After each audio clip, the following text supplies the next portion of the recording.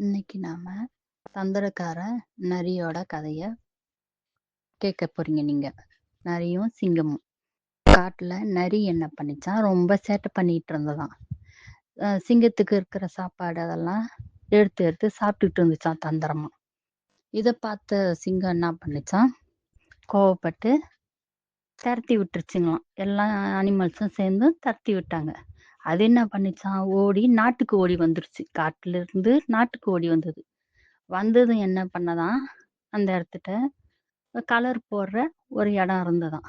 அந்த நீல நிற கலர் வச்சிருந்தாக்க அதுல போய் விழுந்துருச்சான் நரி. நரி விழுந்ததும் நரி ஃபுல்லா சாயம் ஆயிடுச்சான். நீல நிற சாயம் ஆயிடுச்சான். எழுந்து பார்த்துருக்கு.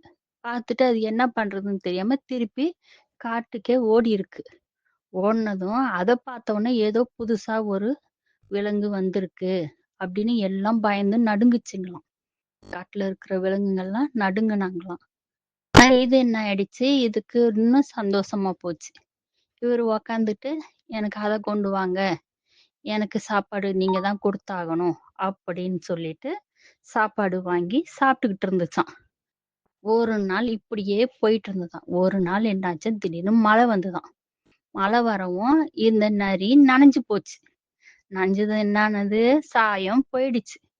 போன உடனே அப்போ பார்த்தா அதே நரி. எல்லாரும் சேர்ந்து அத அடி அடின்னு அடிச்சாங்க. எங்களை ஏமாத்தி இந்த மாதிரி சாப்பாடு வாங்கி சாப்பிடுறியே அப்படின்னு சொல்லிட்டு எல்லாரும் அடிச்சாங்களாம். அதனால நம்ம என்ன நினைக்கிறோம், யாரையும் ஏமாத்தி பொழைக்க கூடாது, யார்கிட்டயும் ஏமாத்தி சாப்பாடு வாங்கி சாப்பிடக்கூடாது. நாம உழைச்சுதான் சாப்பிடணும். ஓகேவா?